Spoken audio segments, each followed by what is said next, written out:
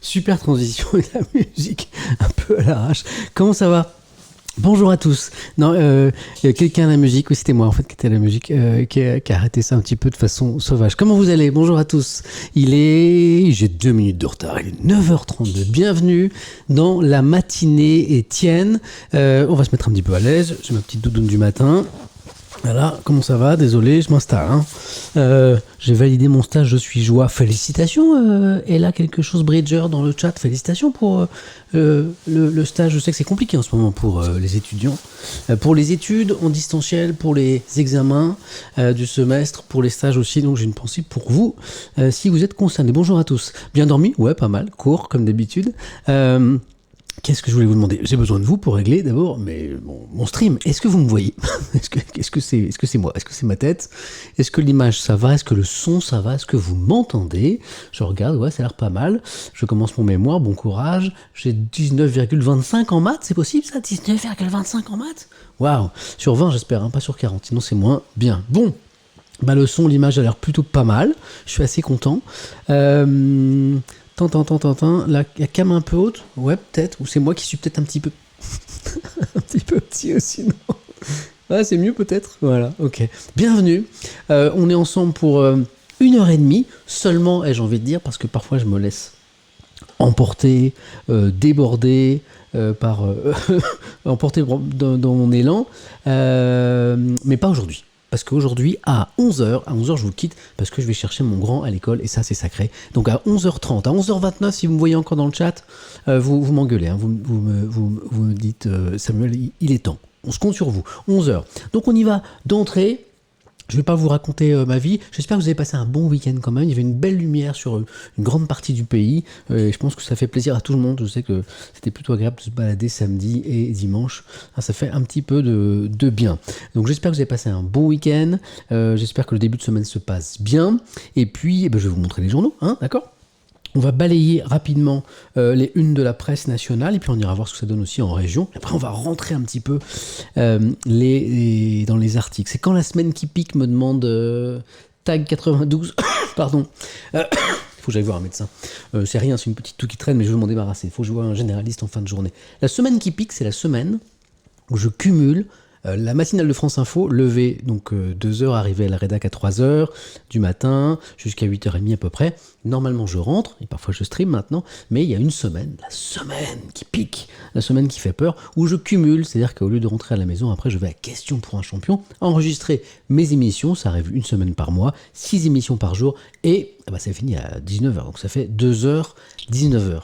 C'est pour ça que je l'appelle ma semaine qui pique. Cette semaine-là, c'est une bonne question et je vous remercie de l'avoir posée, comme disaient les politiques à une époque. Il n'y aura pas de stream parce que c'est juste impossible. Cette semaine-là, elle est aux alentours du 24 janvier. Donc on est encore tranquille. Allez, on y va. Qu'est-ce qu'il y a en une de vos journaux ce matin ? C'est pratique avec moi, c'est pas la peine de les lire. Si, justement, c'est la peine de les lire parce que moi, je ne fais que les survoler. Je vous lis quelques titres, je vous lis quelques articles, mais un journal, c'est juste infiniment riche. Des bonnes nouvelles sur le front de la lutte contre le Covid-19. Ils sont en une des Échos ce matin. Vaccin, les nouveaux fronts. Alors, quels sont ces nouveaux fronts ouverts dans cette bataille contre le Covid-19 ? Eh bien, on a la France qui sécurise davantage de livraisons de vaccins dans les prochains mois. Concrètement, la France a passé davantage de commandes de vaccins. Semaine test, ça c'est intéressant, pour installer des centaines de centres de vaccination, ces grands centres de vaccination qu'on nous a promis pour vacciner en masse. Ça y est, ils arrivent dès cette semaine. Je crois que d'ici la fin du mois, 600 grands centres comme ça de vaccination doivent être installés en France. Là aussi, on vérifiera, on verra si les promesses sont au rendez-vous. Et puis, on parle beaucoup des variants en ce moment, les variants du virus, variants britanniques, variants sud-africains même. Des biotech, des entreprises spécialisées dans la technologie travaillent à des vaccins insensibles aux variants, quand je vous disais qu'on avait quelques bonnes nouvelles. Je vous pose les échos, la une de Libération, vous reconnaissez ce profil, ce nez, c'est le nez de Monsieur Trump, Donald Trump, dont on parle beaucoup en ce moment, après les événements du Capitole, après la suspension de ses comptes sur les réseaux sociaux, les Facebook, les Twitter, etc. Alors, c'est marrant parce que hier, je crois que c'était hier, on a fait un sondage. J'ai demandé vous étiez 12 000 dans le chat, 12 000 en tout cas à regarder, et je vous ai demandé, donc vous avez été plus de 7 000 à participer, ce que vous pensiez de cette suspension du compte personnel de Donald Trump sur Twitter notamment, parce qu'il y a un débat là-dessus dont on va parler, mais vous étiez une immense majorité à valider la suspension du compte du président américain. Pourquoi il y a débat ? Parce que eh bien, c'est une entreprise privée, des entreprises privées, même Facebook, Twitter, etc., qui ont pris cette décision. C'est pas une décision démocratique, c'est pas une décision... C'était plus du 70-30, certains me rappellent le sondage, plus 70-30, j'ai plus le chiffre en tête. C'est pas une décision démocratique, c'est une décision d'une entreprise privée, qui est pas une société démocratique, donc ça pose la question du pouvoir quand même de ces entreprises, au-delà du cas Trump. C'est ça le débat qu'il y a ce matin dans la presse. Le Figaro en parle d'ailleurs dans son édito, mais aussi de la délinquance qui s'étend aux campagnes françaises. C'est vrai que si on regarde les derniers chiffres, eh bien, on se rend compte que dans les grandes villes, les faits de délinquance ont plutôt tendance à baisser ces derniers mois, mais ils montent. Sinon, ils explosent dans les petites communes, dans les campagnes. Alors, les chiffres sont un peu interpellent. Le Figaro a une piste d'explication. On se penchera dessus ensemble ce matin.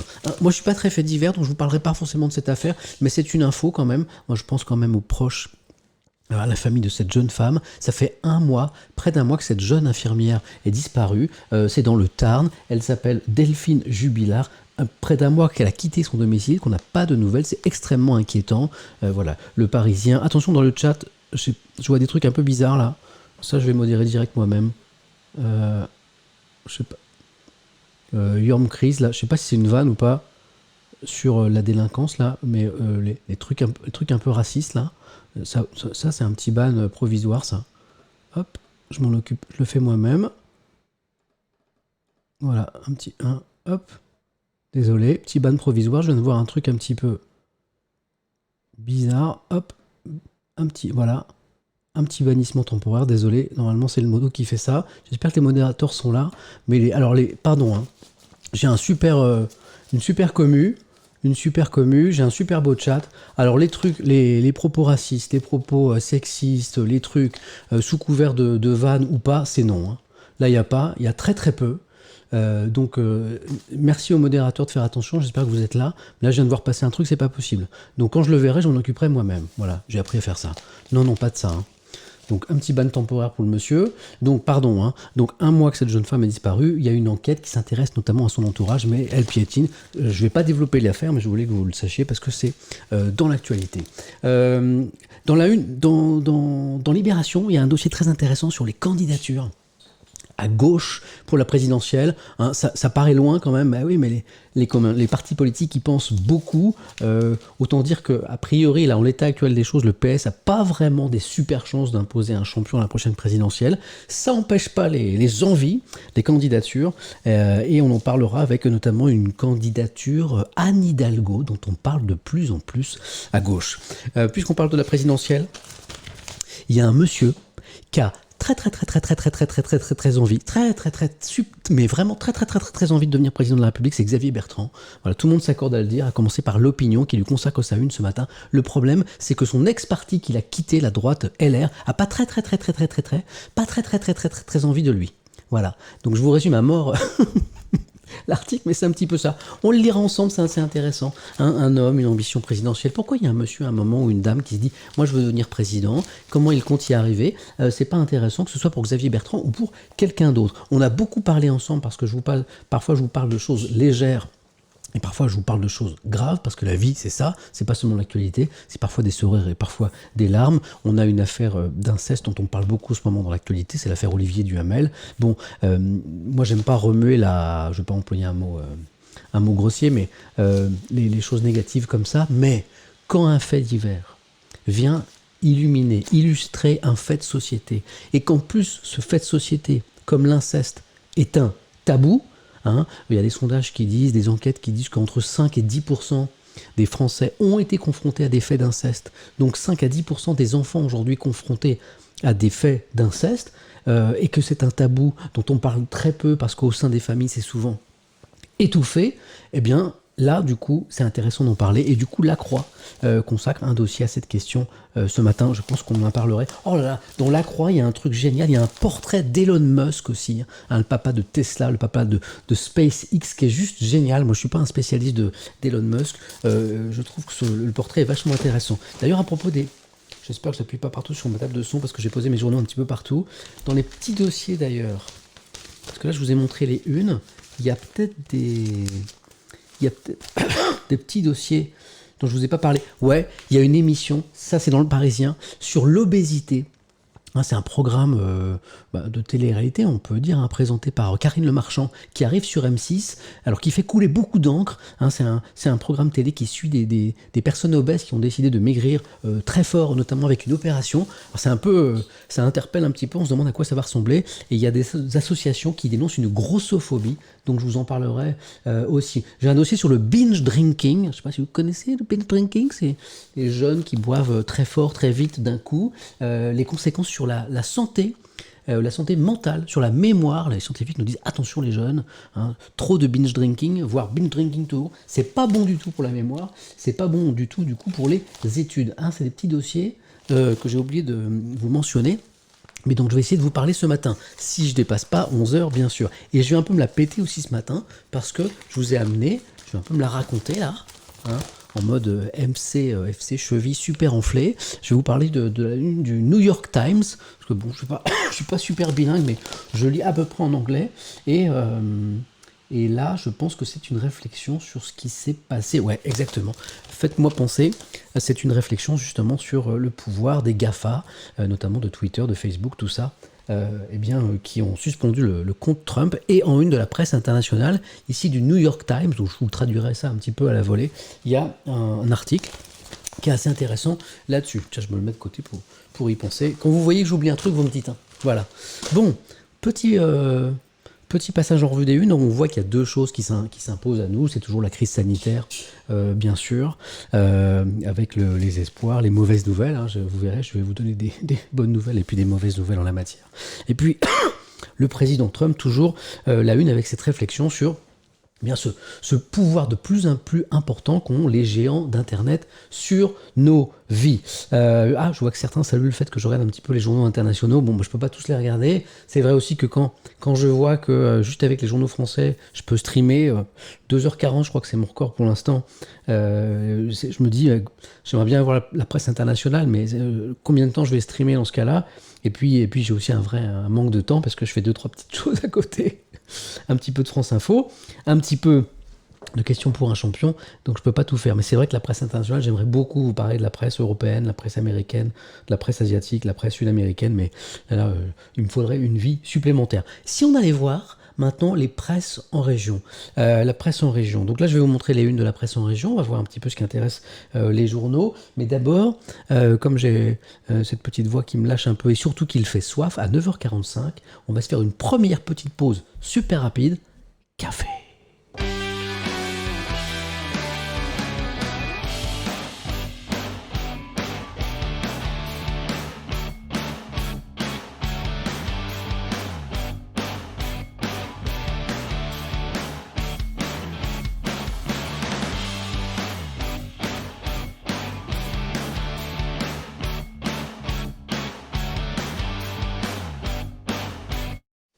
Mais quel kiff ce truc, mais moi c'est mon plaisir absolu quoi.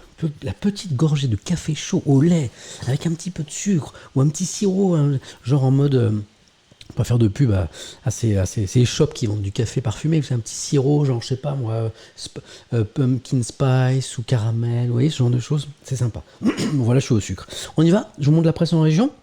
On est bien le 10 janvier, non on est le 11, il faut que j'actualise cette page.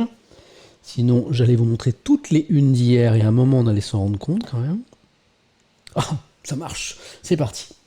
Qu'est-ce qu'on a en une de la presse en région ce matin ? Bon, pour ceux qui aiment la neige, il y en a. C'est une bonne nouvelle qui a l'une de pas mal de quotidiens ce matin. Qu'est-ce que dit l'Alsace à ce propos ? Ruée vers les stations. Tiens. En quête d'un grand bol d'air frais avant le couvre-feu, les Alsaciens ont été très nombreux sur les sommets vosgiens enneigés ce dimanche. Il y a même eu des embouteillages, très bien. Bon, a priori, les remontées mécaniques sont toujours fermées, mais ça n'empêche pas de faire de la luge, par exemple. Hier, on voyait une très belle une de Corse matin, Corse dimanche. Il y avait de la neige en Corse, c'était juste magnifique. Tiens, elle est intéressante cette une, je l'ai feuilletée ce matin sur France Info. Des vœux 2.0 sans bulle. De quoi s'agit-il? En fait, c'est les vœux des élus, les vœux des maires notamment à leurs administrés, hein, les élus dans les mairies. D'habitude, c'est vraiment un moment important, c'est un moment où on échange, où on s'adresse à ses administrés, où on annonce des projets aussi parfois. En ce moment, avec la crise sanitaire, c'est Walou. Et donc, c'est des vœux 2.0. C'est souvent des vidéos qui sont postées sur les réseaux sociaux. C'est une petite révolution pour les élus. Certains s'y adaptent très bien. Puis pour d'autres, c'est plus difficile, bien sûr. Toujours beaucoup de une, mais on va passer rapidement parce qu'on en a vu plein déjà sur ce couvre-feu avancé à 18h. Donc ça bouleverse un petit peu la vie du quotidien des gens. Il y a de plus en plus de départements qui sont concernés puisque ce week-end, on en a rajouté un certain nombre. Ça part de l'Est et c'est en train de dérouler doucement vers l'Ouest ce nouveau couvre-feu à 18h. Ici, c'est à la une du bien public. On était à Dijon. Qu'est-ce qu'on a encore en une de la presse en région? Ah oui, c'est bien ça. Hier, pour ceux qui étaient là, c'était hier ou avant-hier? Hier, on a lu un passionnant dossier, c'était la une du journal Le Monde, sur le malaise des étudiants confrontés à des cours en distanciel. Quand c'est une première année, qu'on découvre la fac, franchement, être à la maison, pas avoir les profs en direct, pas être avec des camarades, c'est super compliqué. Il y a les cours en distanciel, il y a les examens hyper compliqués aussi. Quand c'est en présentiel, on se demande si au niveau sanitaire, c'est bien sérieux. Quand c'est en distanciel, ça marche une fois sur deux, voire pas souvent. Hein. Je parle des bugs qu'il y a eu sur les examens à distance. Et puis là, globalement, Corse Matin se pense chez le mal-être chez les jeunes, les dégâts de la Covid-19, perte de repères, de liens sociaux. On a des articles très intéressants dans la presse nationale qui poursuivent un petit peu ce qu'on s'est dit sur Le Monde d'hier. On lira ça ensemble ce matin. La presse en région, toujours. Vous voyez que l'infirmière qui a disparu, dont je vous parlais en une du Parisien tout à l'heure, on la retrouve à la une du Dauphiné libéré. Qu'est-il arrivé à l'infirmière? Évidemment, on redoute le pire.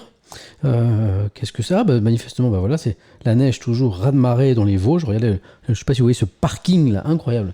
Donc c'est les bouchons qu'on évoquait pour les gens qui sont allés se faire plaisir un petit peu ce week-end. Alors il y a une crise sanitaire dont on parlerait sûrement beaucoup plus s'il y avait le Covid-19. Perso, mes ados sont à bout, me dit Kindouille dans le chat. Ouais, c'est vrai que c'est compliqué pour les jeunes. Voilà. On sait que c'est très... J'ai fait une mauvaise vanne? Je ne m'ai même pas rendu compte. J'ai fait une vanne? Je n'ai pas vu laquelle. C'est très compliqué pour les personnes âgées puisque ce sont les plus fragiles. Hein, les premières victimes du Covid-19, bien sûr, on le sait. Mais de l'autre côté de la pyramide des âges, si je puis m'exprimer ainsi, c'est les jeunes. Hein, franchement, avoir 15 ans, avoir 20 ans aujourd'hui, là, avec une société qui est complètement fermée, bien sûr, les déplacements interdits, etc. Bon, à un âge justement où on veut un peu croquer, découvrir la vie, rencontrer des gens, voire tout simplement étudier dans de bonnes conditions, c'est très compliqué. Donc on parle moins du reste de l'actualité, parce que cette actualité sanitaire écrase tout. Par exemple, on parle pas tellement de cette grippe aviaire là, qui inquiète pourtant. Ici, vous êtes en une de la Dépêche du Midi, du côté de Toulouse, une situation alarmante dans les Landes. Il y a 6 foyers rien que dans les Landes... ah non, c'est dans le Gers d'ailleurs. Dans le Gers, 6 foyers dans le Gers. Et pourquoi je parle du Gers? Parce que le ministre de l'Agriculture, Julien de Normandie, se déplace sur place aujourd'hui. Et je suis sûr que s'il n'y avait pas la Covid-19, on parlerait beaucoup de cette grippe aviaire. Qu'est-ce qu'on a encore? Je vous ai déjà montré la une de l'Écho. C'est marrant, la neige elle est partout ce matin. C'est ce qu'on appelle un marronnier. Chez les journalistes, c'est un sujet qui revient chaque année. La neige en hiver, ça revient tous les ans. Et alors, il y a des journalistes ou même des lecteurs qui sont très critiques avec les marronniers. Quoi? Il neige en hiver? Pourquoi vous nous parlez de ça? Il neige en hiver, c'est normal, etc. Moi, je suis pas aussi sévère que ça. Je dis que l'actualité, c'est pas forcément que les mauvaises nouvelles. Et si on a des belles choses à montrer, je sais pas, des belles chutes de neige. Voilà, là, on a une grande partie du Béarn, nous dit l'éclair des Pyrénées qui est recouvert de neige. Ça fait partie de la vie aussi. L'actualité, c'est aussi la vie. Donc moi, je suis pas forcément un farouche opposé des marronniers. Moi, je dis que ça peut être intéressant également.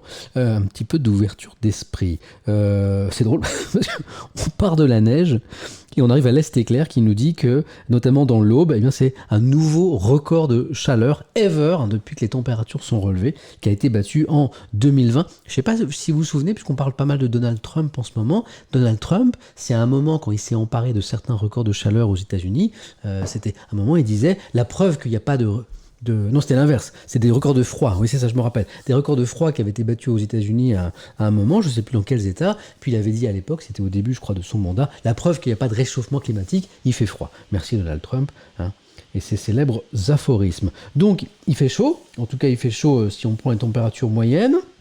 Constat de l'Est éclair. Qu'est-ce qu'on a encore? Ah, tiens, j'avais pas vu cette une. On va passer très très vite, mais j'ai vu ça passer sur les sites, mais sérieux, hein, d'information ce week-end, parce que ça a fait un gros scandale. Ça s'est passé à La Réunion, c'est ça?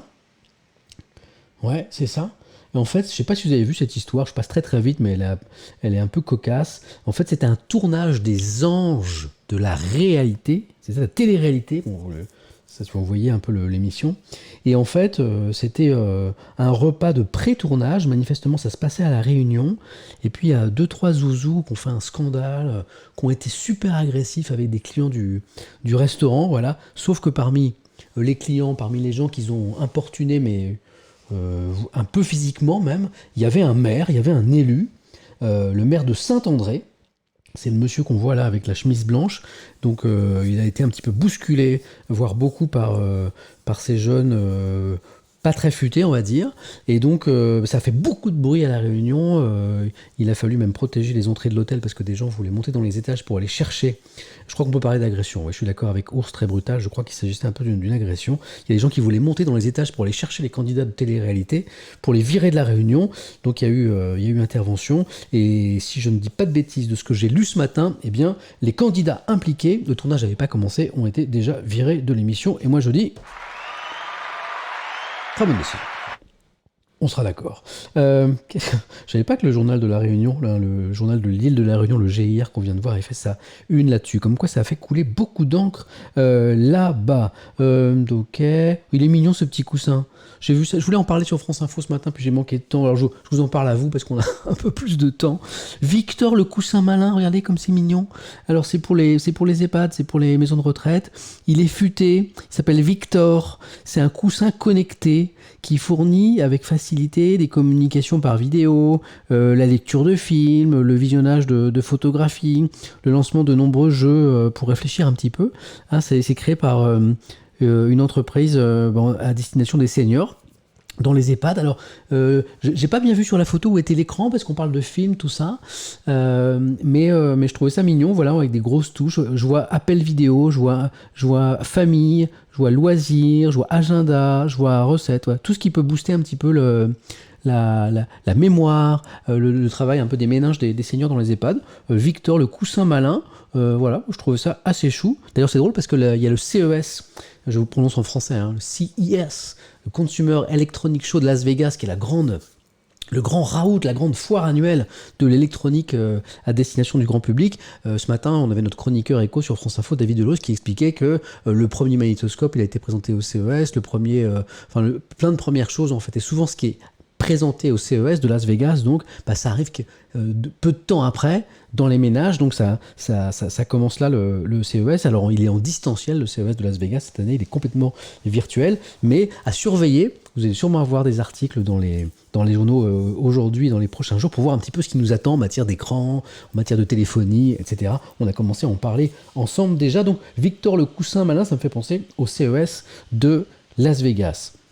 La Marseillaise nous parle de la situation à Marseille, d'ailleurs ce sera la une de la Provence aussi, on en parlera aussi, autre journal de la région et de la ville. La Marseillaise parle d'une mauvaise limonade en ce moment à Marseille, parce que c'est un peu la double peine, ils ont le couvre-feu à 18h, hein, les Bouches-du-Rhône, et puis ils ont un cluster familial de ce fameux variant anglais. Il y a une famille, au moins 8 cas au sein d'une même famille, de ce fameux variant anglais qui fait tellement peur, puisqu'on sait que le variant anglais, il se transmet beaucoup plus facilement que le Covid-19 traditionnel, ai-je envie de dire. Donc voilà pour cette une de la Marseillaise. Qu'est-ce que je pourrais vous montrer encore? La montagne, est allé voir les restaurateurs, hein. Je crois que le titre se passe de commentaires, hein. Pour les cafés, les restaurants, c'est l'interminable attente. C'est une des choses qui est vraiment difficile pour eux, c'est qu'il n'y a pas de... Il n'y a pas de date, il n'y a pas de perspective, il n'y a pas d'horizon. Quand est-ce qu'ils vont pouvoir reprendre? Enfin, on ne sait pas parce qu'on ne sait tout simplement pas comment la crise sanitaire va évoluer. Donc, jolie une de la montagne. puisqu'on est sur le sanitaire, regardez, là il y a une opération de dépistage massif qui se passe à Roubaix. Elle a débuté aujourd'hui. Là, on teste a priori, on essaie de tester toute la population. On est à Roubaix, ça va durer jusqu'à samedi. Il y a 6 grands centres qui sont déployés dans la ville. Et c'est la une, vous le voyez, de Nord-Éclair. Bah tiens, ça faisait longtemps que j'ai pas eu Ouest France. J'ai signalé à Ouest France ces dernières semaines que on voyait plus beaucoup leur une sur les sites. Pardon, désolé. Sur les sites qui réunissent justement les unes de la presse en région. C'est dommage parce que c'est un super outil pour un petit peu feuilleter les unes de la presse en région. Et là, je suis content de voir Ouest France, parce que c'est un très bon journal, c'est même le plus gros tirage de la presse en France, hein, à une époque autour du million. Alors aujourd'hui, c'est un peu moins, mais c'est le plus gros tirage de la presse en France, et c'est mérité parce que c'est un très très bon journal. D'ailleurs, s'il y a des amis d'Ouest France là, qui nous regardent, essayez de remettre la une du journal sur les sites de la presse en région, parce que c'est vraiment dommage de ne pas le voir. Ici, on est sur, par exemple, alliance.pressbrowser.aday.fr, ou alors vous tapez UNES, plus loin PQR dans Google, vous allez tomber sur ces sites qui sont très bien faits, qui vous montrent chaque jour, chaque matin, même la nuit, en fait, ça commence à partir de 3h du matin, les unes de la presse en région. Elle est intéressante, cette une de Ouest France, qui a un quotidien régional, mais qui s'intéresse beaucoup à l'actualité nationale et internationale. C'est peut-être ce qui fait aussi son succès. C'est un quotidien très généraliste comme ça, qui vous donne à la fois Ouest France. Je fais un peu sa pub, pas parce que je suis breton, mais parce que je connais bien Ouest France. Je l'ai beaucoup lu. C'est un journal où vous pouvez avoir dans les pages intérieures la photo de la petite compète de tennis de table, du petit village à côté avec la photo. Vous avez tous les gagnants et tout, c'est mignon comme tout. C'est vraiment au plus près de l'actualité des gens. Et puis dans les premières pages, vous avez l'actualité nationale, ici internationale. Donc c'est vraiment un quotidien très complet. Voilà, il y a un grésillement en fond. En fait, c'est rien, c'est la ventilo de mon PC là. Parce que comme on travaille dur là, tous ensemble, vous êtes 10 000, c'est pas possible, vous êtes plus de 10 000. On vient de commencer, vous êtes foufou. Comme on travaille beaucoup, mon PC chauffe et puis il se refroidit. Donc Facebook, Twitter, YouTube, pourquoi lâche-t-il Trump? C'est intéressant. Cette une de Ouest France.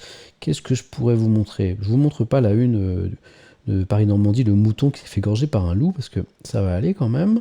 Voilà. La météo de la fièvre, c'est le réchauffement climatique, c'est la une du populaire du centre. Il faudra envoyer cette une à M.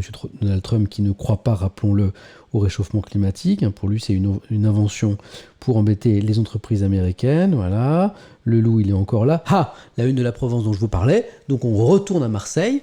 C'est avec la Marseillaise, l'autre grand journal de la ville et de la région. Là, voilà la menace du variant anglais, puisqu'on a un certain nombre de cas, notamment un cluster familial, comme on dit, dans la cité phocéenne. Le vaccin commence à arriver un petit peu partout. En témoigne cette une de la République de Seine-et-Marne. Ça y est, la vaccination est lancée. J'ai envie de dire, c'est pas trop tôt. Encore de la neige à la une de la République des Pyrénées. Décidément, on en a beaucoup ce matin.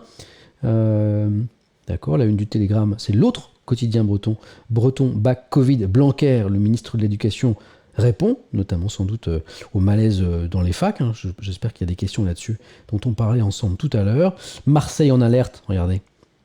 C'est la une de Var Matin. C'est important parce que on sait par exemple, aujourd'hui, les scientifiques nous disent que ce fameux variant anglais du Covid-19, il est parti d'une personne. C'était une seule personne. C'est la théorie qui est la plus communément admise aujourd'hui. C'est une personne qui était immunodéprimée et en fait, au lieu de voir le Covid quitter son corps au bout d'une semaine, de 10 jours, comme il aurait dû faire, en fait, il est resté longtemps et il a muté un nombre très impressionnant de fois et c'est cette mutation qui a produit le variant anglais, donc c'est la théorie aujourd'hui. C'est pour ça que ces quelques cas là à Marseille, ils inquiètent beaucoup aussi, parce qu'on sait que ce variant, eh bien, il peut se transmettre très facilement. Voilà, j'ai vu, il n'y a pas le progrès. Là, j'ai pas le progrès. Le progrès, c'est le grand journal de la région, de la ville de Lyon. Il n'y a pas toutes les unes tous les matins sur ce site, mais en général, il y en a beaucoup, et le progrès figure parmi ces unes ici. Ah, il y avait autre chose aussi. Attendez, hop, mais là, je fais une petite parenthèse. Il y a un confrère qui m'a signalé un article intéressant. Je suis en train de le chercher en même temps que je vous parle. Dans la Dépêche du Midi. Est-ce que j'ai accès à la Dépêche du Midi ce matin? J'ai l'impression que j'ai accès à la Dépêche du Midi. Ok. Alors, je vais le feuilleter rapidement. Je vais voir si l'article qui m'intéresse est là ou pas? Alors, où est-ce qu'il pourrait être cet article? Bougez pas, hein. J'ai une petite surprise. Suspense. Voyons, il y en a des pages dans Dépêche du Midi. Je vois pas l'article. Je vois plus bien aussi, hein. C'est là, c'est pas beau de dire. Hein. Alors, où est-ce qu'il pourrait cet article que je voulais vous lire de la Dépêche du Midi? Peut-être là? Non? Bon. Ben, je le vois pas. Qu'est-ce qu'il cherche, Samuel? Bon. Pourtant, il doit être là. Lundi 11 janvier, je suis sûr qu'il a... Vous permettez? Vous bougez pas? Hein. Non, pas du tout. C'est pas du tout ce que vous croyez. Je vois des gens qui ont l'indice dans le... C'est pas du tout ce que vous croyez, hein. C'est pas du tout ce que vous croyez. Je vois que certains ont une petite idée de ce que je cherche. Voilà. Puis comme ce matin, je suis arrivé très vite de France Info, j'ai pas eu le temps de voir. Pourtant, on m'a assuré que l'article était là. Je voulais un peu me la raconter, mais c'est pas du tout ce que vous croyez. Mais je vois pas l'article. Ah, il est pas là. Comment ça se fait? Je l'ai pas là. Voilà. Je voulais me la raconter un petit peu. En fait, il y a, dans la Dépêche du Midi, mais là, j'y ai pas accès, il y a un article sur votre serviteur qui parle de vous, qui parle de Twitch, qui parle de la matinée Étienne, tout ça. Et c'est un très très bel article. Bon, si on a le temps, j'essaierai de vous le trouver sous une autre forme. Mais si, j'ai une idée aussi. On peut peut-être faire ça. On a un petit peu le temps ce matin. Hein. Quelle heure il est? On n'a pas le temps du tout, c'est pas grave. On va le prendre. Je me mets en mode FC Melon. Je veux absolument jeter un coup d'œil à cet article. En fait, c'est pas pour me le raconter, c'est pour savoir ce que vous en pensez. Si vous trouvez que le regard des journalistes traditionnels, un petit peu, sur ces nouveaux écrans est juste ou pas. Parce qu'on essaye un petit peu de comprendre nous, tous là ce qui se passe sur Twitch notamment, et puis comme on est un petit peu des débutants, on voudrait être sûr de ne pas dire trop de bêtises, quoi. Je suis en train de regarder dans mes mails parce qu'on m'a envoyé hier soir l'article. Alors, attends, je vous fais perdre du temps là. Où est-ce qu'on en est? Ah, ok, là j'ai l'article. Voilà, je vais me le faire suivre sur l'iPad, transféré. Oh là là, quel travail. Voilà. Normalement, c'est parti. Voilà, et je devrais le retrouver sur ma tablette. Ah. On entend mes petits... Oh là là, est-ce que je vais y arriver? Mais quel informaticien je suis devenu. Quelle folie. Voilà. L'étoile m'a quand même bien mis. Je crois qu'on va y arriver. Est-ce que je l'ai? Ah. Bon, voilà. on a perdu bien 5 minutes avec mon histoire, je suis désolé. Ouais. Alors voilà, donc c'est là. Mais c'est pas la Dépêche du Midi, c'est pour ça, c'est la Provence. Je suis sûr que vous me l'aviez dit dans le chat en plus. Je le vois là. Oh là, Samuel. Mais je le savais en plus que c'était la Provence. Ah, je suis bête. Je pouvais chercher, bien sûr. Pardon. Mais comme ce sont deux très bons journaux du Sud, j'ai confondu alors que c'est pas du tout la même région. Moi, je voudrais saluer d'abord. Je voudrais saluer le titre en une, parce que moi j'aime bien les jeux de mots, les calembours, tout ça. Sur Twitch, Samuel Etienne remet la revue de presse à la page. La revue de presse à la page. Mais non, c'est pas FC Melon, c'est pour parler de vous. C'est pour savoir ce que les journalistes commencent à dire de Twitch, parce que vous savez qu'ils s'intéressent de plus en plus. Donc, le journaliste de France Info, animateur de questions pour un champion, c'est moi. Cartonne avec son stream quotidien, et ça, c'est vous. Que dit la Provence? C'est un article signé par Guilhem Ricavi, avec qui j'ai eu beaucoup de plaisir à échanger, parce qu'il était très curieux de tout ça. Bon, il raconte un petit peu ma vie, il raconte qu'enfant, je voulais être journaliste, voilà. Donc ça c'est pas ce qui m'intéresse. Il parle d'étoiles, il parle du fait qu'Étoile m'a fait découvrir cet univers. Il me fait dire, et c'est vrai que je le pense, sur Twitch, il y a une liberté de ton et une interactivité qu'on ne trouve pas forcément dans les médias traditionnels, en tout cas pas à la télé. La liberté de ton, si, on peut l'avoir. Hein. Moi, à France Info, je suis assez libre de ce que je peux dire, mais c'est l'interactivité qui manque. Et voilà. Étoile sans S. Ah, attendez, Étoile sans S, vous êtes sûr? Non, il a pris son pseudo Twitter, donc non, il y a étoile avec un S, les amis. Donc pas d'erreur, hein. La Provence, attention, c'est sérieux. Donc oui, il y a l'interactivité qu'on n'a pas forcément en télé, mais qui me fait penser un petit peu à la radio. Et notamment, moi j'ai un confrère qui m'a dit récemment, ça fait penser un petit peu Twitch aux radios libres, aux premières radios FM. Un souvenir, on est pour moi fin des années 70, début des années 80. Il y avait une énorme liberté de ton, c'était une explosion de liberté, il y avait beaucoup d'interactivité parce que les auditeurs appelaient énormément au téléphone, il y avait un grand souffle de liberté, et je pense que la libre antenne, ouais, à mon avis, il manque un S sur l'article. Peut-être qu'à un moment, il y a un S qui s'est perdu. En tout cas, là, j'ai vu un S. Et tout le monde ne connaît peut-être pas cette période-là, mais il s'est passé des choses intéressantes en radio. Puis après, c'est devenu plus commercial. Hein, ces radios, elles ont été rachetées, et puis surtout il y a des gens qui ont vu qu'il y avait économiquement quelque chose à y faire, et le ton s'est assagi, hein, c'est un petit peu aseptisé, mais les débuts de la radio dite libre en France, ça a été quelque chose. Donc la revue de presse, ok, voilà, une liberté de ton, une interactivité, d'accord, très bien, ouais. Puis alors après, le journaliste dit à la fin que tout ça est suivi avec beaucoup d'intérêt par France Télévisions, notamment la direction de l'information, pour voir si le petit éclaireur que je suis ne pourrait pas donner des idées à d'autres pour faire quelque chose d'un petit peu dans cette direction. En tout cas, France Télévisions s'est regardé avec beaucoup d'intérêt, mais un intérêt positif, avec beaucoup d'empathie. Voilà, donc on a regardé en ce moment, tous ensemble, les unes de la presse en région, et maintenant à 10h08, on va feuilleter un petit peu la presse nationale, et on va rentrer là-dedans. Bon, je pose mes journaux. Là, j'ai fermé ma tablette, ça s'est éteint. Parce que là, c'est vraiment impeccable, hein, hyper réactif. Alors, les échos. Les nouveaux fronts, on en a parlé. Davantage de vaccins commandés pour la France. Les centres de vaccination, on nous les promet. Il paraît que des centaines de centres de vaccination vont être installés en France dans les prochaines semaines, là 600 d'ici la fin du mois. Donc ça, je pense que c'est à surveiller. Hein. Est-ce que c'est une promesse qui va être tenue ou pas? Et puis, on a cette bonne nouvelle des biotech qui travaillent à des vaccins insensibles aux variants. Qu'est-ce que j'ai? Ouais, là, j'ai un édito que je vous mets de côté sur les États-Unis, sur la prise du Capitole, symptôme de nos démocraties malades. C'est à lire dans les Échos ce matin. Je vous le mets de côté pour, si on en a le temps, au moment où on parlera de Trump, mais si on en a le temps, je vous parlerai de cette analyse qui nous dit en fait que ce qui s'est passé là-bas pourrait se passer dans d'autres démocraties en fait, et que c'est un symbole de nos démocraties malades. On verra cet édito ensemble peut-être tout à l'heure. Je vous ai montré cette une de Libération avec ce débat sur la suspension des comptes sur les réseaux sociaux de Donald Trump, et notamment de son compte Twitter. Décision tardive, c'est vrai que pendant 4 ans, on se demande un petit peu ce qu'ont fait ces mêmes entreprises qui aujourd'hui ont pris, je ne vais pas faire de mauvais esprit, mais à quelques jours seulement de la fin du mandat, ont eu le courage, ça y est, de suspendre le compte du président américain. Puis avant non.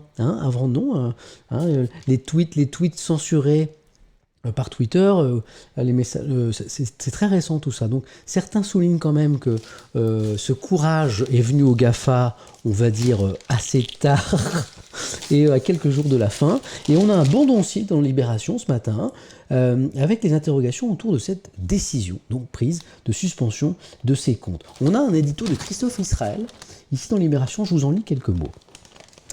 Artisan d'un véritable impeachment numérique. Donc l'impeachment, c'est la procédure de destitution d'un président aux États-Unis. C'est jamais arrivé.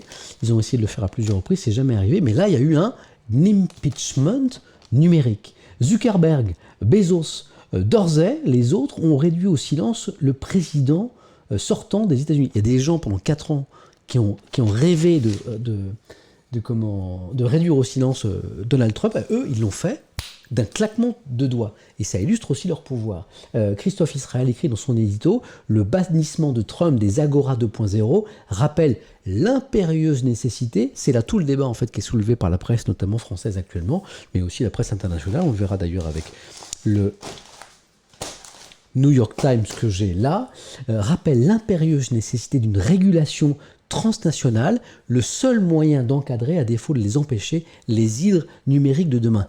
J'ai pas trouvé beaucoup d'éditoriaux de journaux qui nous disent c'est pas bien, il fallait pas suspendre le compte de Trump, d'autant que c'est son compte privé, on est d'accord. Et il a toujours à sa disposition le compte de la Maison Blanche qui n'est pas suspendu. C'est son compte privé qui est suspendu. Donc j'ai pas trouvé beaucoup de journaux qui disent ah c'est pas bien d'avoir suspendu ce compte privé. Effectivement, il a passé les bornes, notamment, vous le savez, en chauffant à blanc ses partisans avant la manif qui a conduit à l'envahissement du Capitole. J'ai pas trouvé beaucoup de journaux qui disent ça, mais je trouve beaucoup de journaux qui disent Le problème, c'est que c'est une décision d'une société privée, qui n'est pas un État, qui n'a pas de légitimité. Un patron, Zuckerberg et autres, ils ne sont pas élus, ils n'ont pas une légitimité. Donc c'est juste un pouvoir économique qui là s'applique à Trump, mais qui peut s'appliquer à n'importe qui. Vous, moi, etc. Donc ça pose la question de ce pouvoir qui n'est pas borné, qui n'est pas encadré, qui n'est pas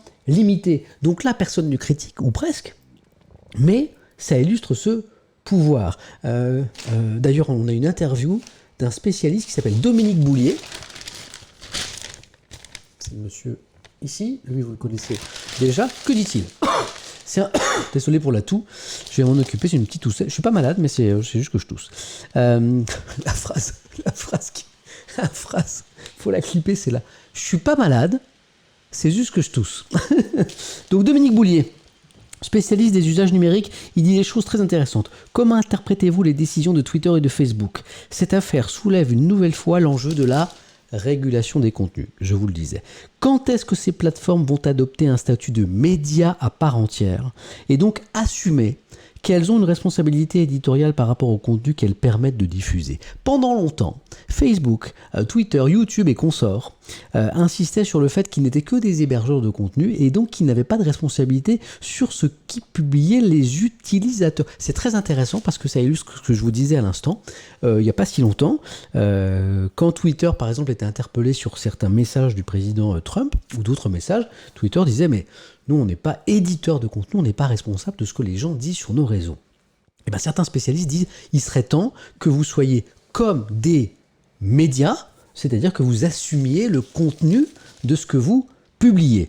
Et ce spécialiste conclut, espérons que cette affaire pourra aussi donner l'idée aux politiques de quitter Twitter, carrément. Il faut que tous les politiques se désintoxiquent de Twitter. Alors là, à mon avis, moi qui suis pourtant de nature optimiste, je pense que c'est un vœu pieux.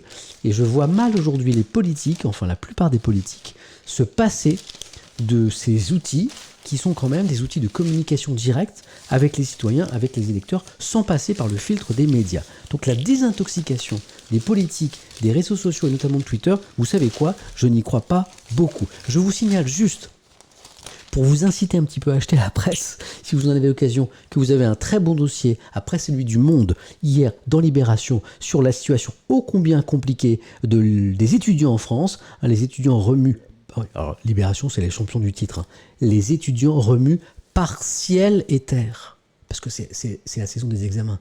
Les étudiants remuent, moi je l'applaudis, partiel et terre, ciel et terre. C'est beau, non ?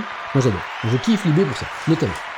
Non, Libé, la différence avec Le Monde qui a fait un dossier très très profond, très très sérieux, Libé a privilégié la parole des étudiants. Ils sont allés voir une vingtaine, désolé, une vingtaine d'étudiants, ouais, une vingtaine de jeunes. Eh bien, on a des témoignages comme ça qui sont assez forts. Olivier, à la Sorbonne, il a effectué ses partiels en présentiel, puisque c'est ce qu'on lui a imposé. Alors il raconte, on était tellement rapprochés pour l'examen qu'on rigolait, en se disant qu'on aurait tous le Covid. Et puis il y a un mec derrière moi qui a dit « Bah moi je l'ai le Covid ». Alors j'ai cru qu'il rigolait, sauf que j'ai appris ensuite qu'il était vraiment malade, ce con. Ambiance.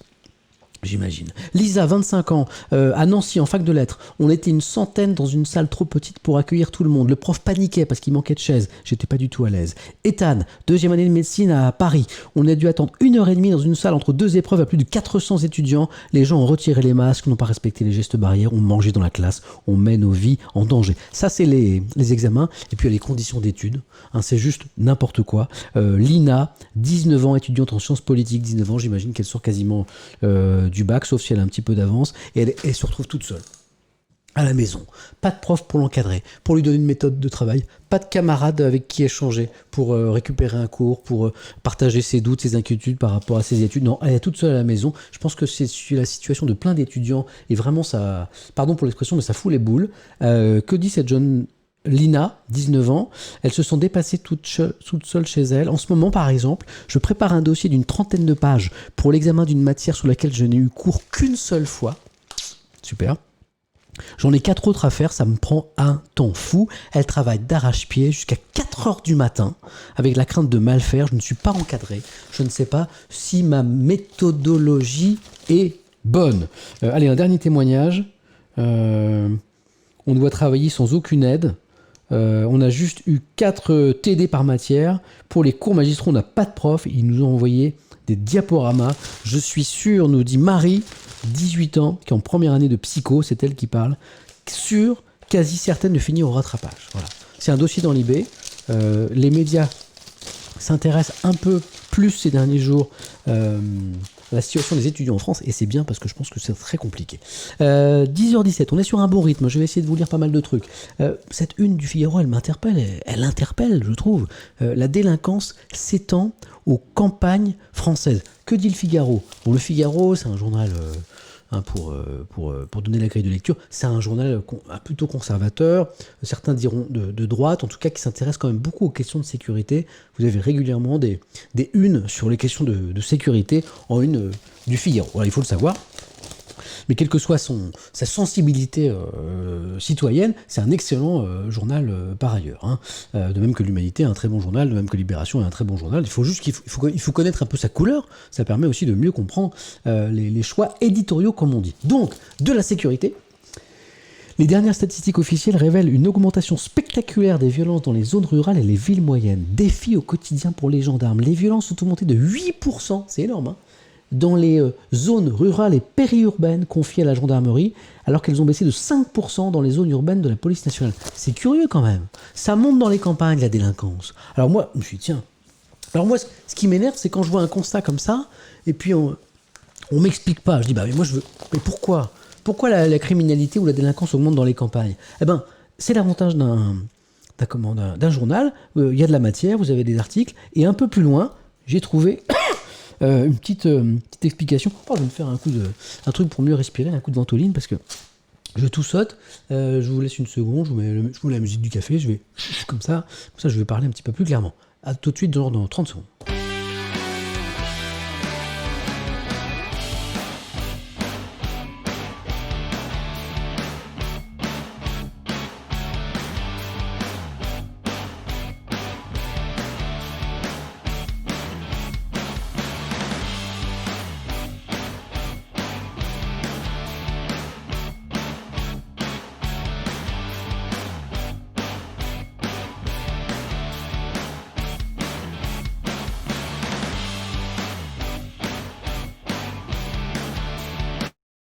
Je suis sûr que j'ai pas dépassé les 30 secondes. Vous avez vu, j'étais super rapide.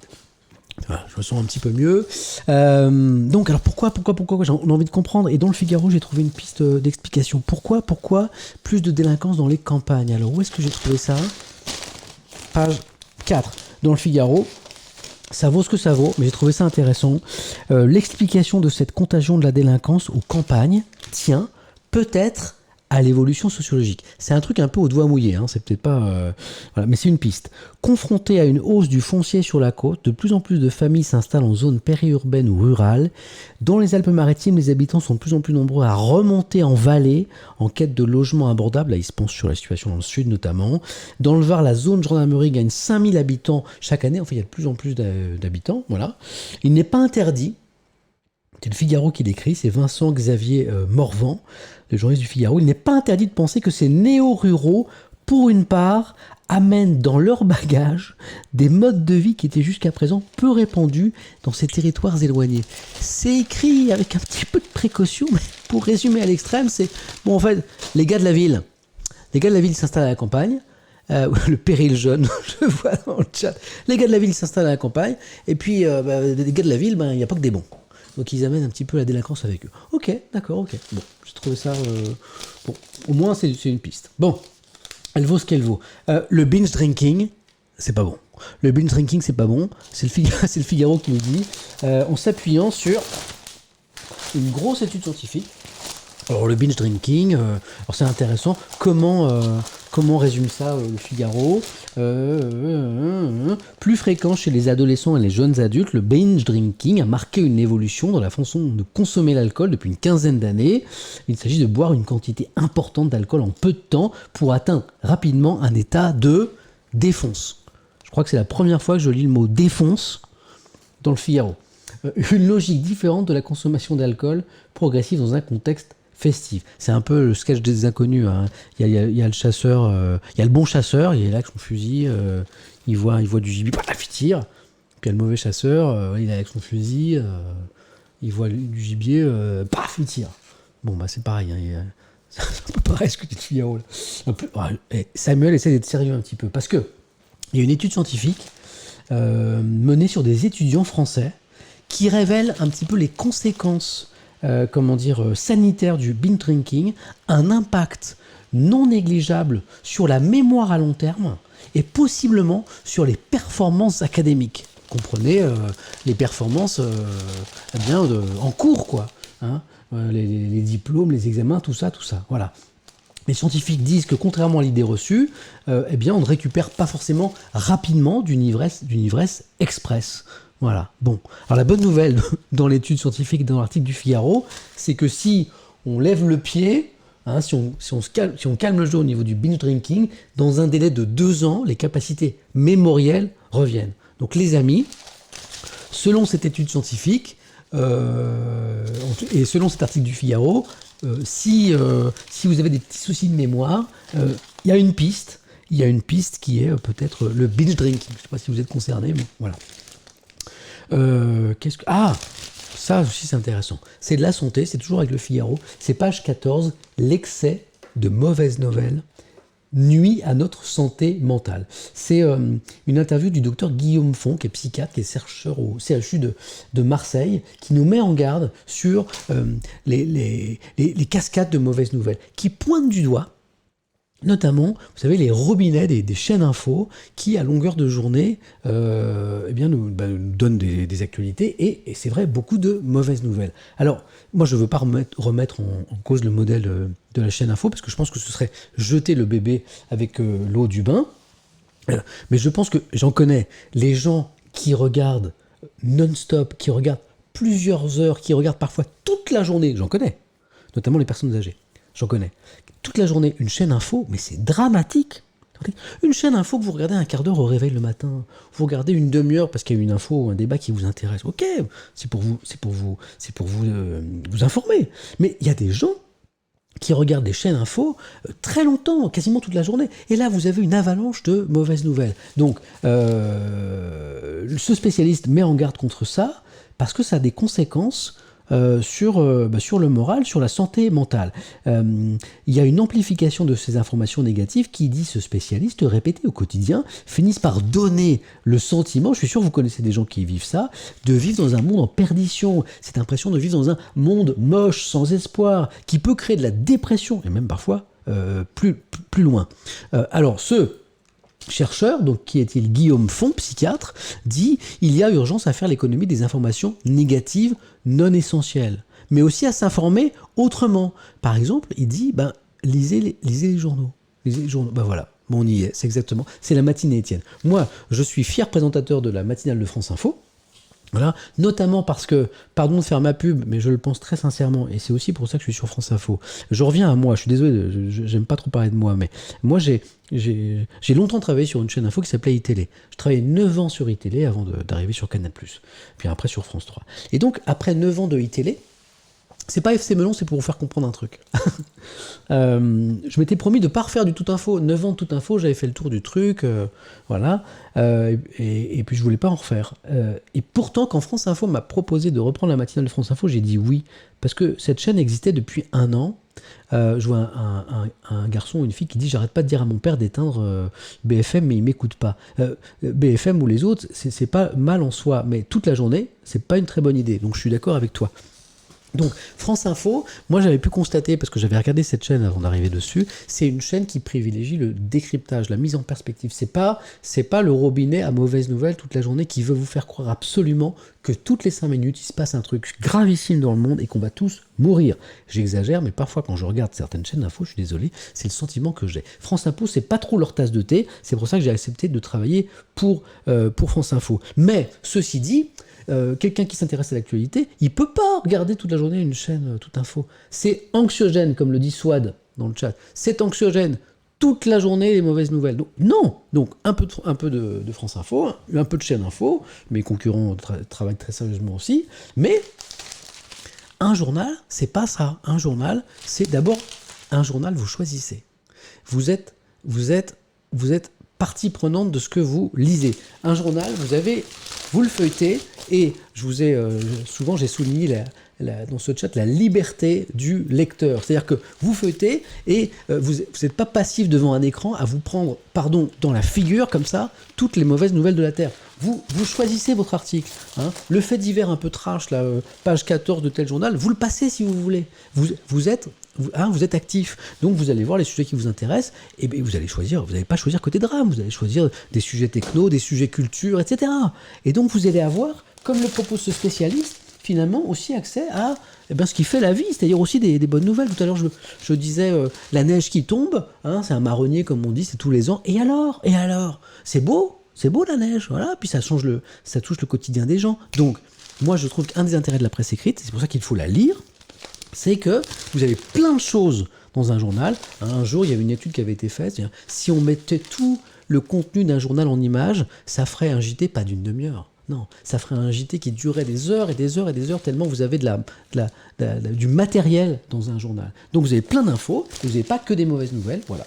C'est pour ça que je fais la matinée Étienne. 10h28, on poursuit, parce que je parle.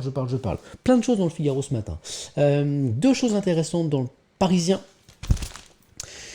Le Parisien, qui est donc avec sa déclinaison nationale qui s'appelle Aujourd'hui en France. Alors il y a le fait divers dont je vous ai parlé, l'infirmière disparue, mais il y a aussi un autre mystère que le mystère Anne Hidalgo. Anne Hidalgo, c'est la maire de Paris, et puis on lui prête des ambitions présidentielles. Et il y a une nouvelle émission sur M6 qui arrive sur l'obésité, voilà, et qui fait couler beaucoup d'encre. Je vais essayer de vous en parler aussi parce que ça pose des questions. Alors, Hidalgo, ça en fait je vous donne juste l'info, mais on verra dans l'Humanité tout à l'heure, on ira un petit peu plus loin sur la question des candidatures à gauche, mais je vous donne juste l'info, voilà, présidentielle 2022, c'est page 4 dans le Parisien, Hidalgo passe à la vitesse supérieure, la maire de Paris va lancer sa plateforme, Idées en commun, c'est une plateforme de réflexion, hein, c'est un peu un scoop du Parisien ce matin, pour échanger sur les enjeux de la future élection et rassembler des personnalités autour d'elle. Vous savez quoi ? Je vais tout de suite prendre l'UMA pour aller un petit peu plus loin sur cette question, donc on voit qu'Hidalgo a envie. Je me mets de côté le dossier sur l'émission de Karine Le Marchand sur les obèses. Comment s'appelle l'émission ? Opération Renaissance. Donc je vous la mets de côté. Et prenons l'Humanité sur les candidatures supputées, pressenties à gauche pour la présidentielle. C'est un petit peu loin la présidentielle. Sauf qu'on ne s'improvise pas candidat. Alors, il est où cet article ? Il est là. Page 7. À gauche, le bal des vrais faux candidats.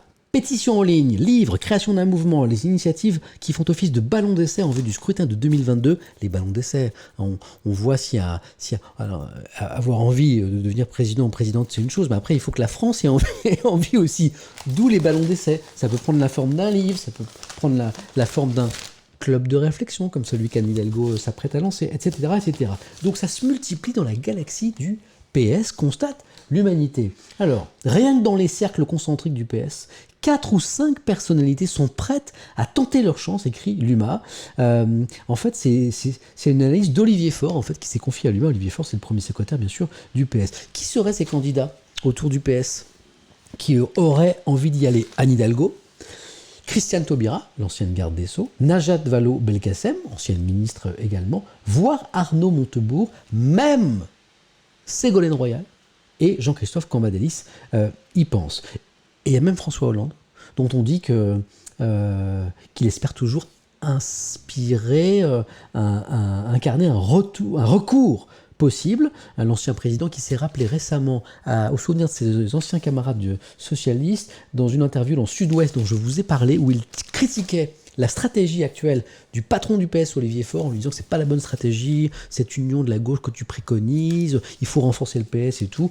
Le message que lui a envoyé Olivier Faure par interview interposée, c'est « mêle-toi de ce qui te regarde » et surtout, quand on voit l'état de la gauche que tu as laissé à la fin de ton quinquennat, merci quoi.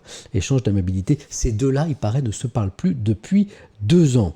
Alors, Que dit l'UMA à propos de ces candidatures? Ouais, en fait que la favorite dans les sondages, c'est bien Anne Hidalgo, effectivement, avec Jean-Luc Mélenchon parmi les candidatures susceptibles de susciter le plus de voix à gauche. L'évidence, c'est qu'elle ferait une excellente présidente. Qui dit ça?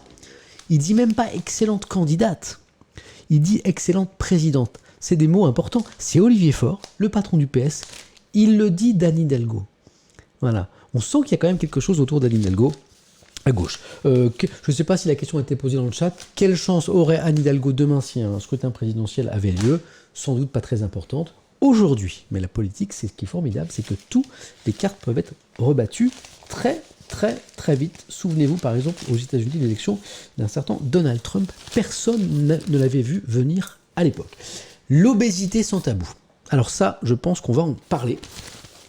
Vous allez en entendre parler. Opération Renaissance, nouvelle émission sur M6, premier épisode diffusé ce soir. Karine Le Marchand à l'animation. Elle accompagne des obèses dans leur cheminement pour perdre du poids. Pardon. Qu'écrit le journal à ce propos? Tout le monde a son avis sur la question. On se permet de commenter, de juger, de se moquer parfois. Mais que sait-on réellement de l'obésité, de son origine, des difficultés à en sortir? C'est le thème de l'émission de Karine Le Marchand, Opération Renaissance, premier épisode ce soir sur M6. Dans ce format inédit en France, c'est jamais arrivé, l'animatrice a suivi pendant 3 ans 10 personnes, 9 femmes et un homme. C'est le monsieur qu'on voit là, en une.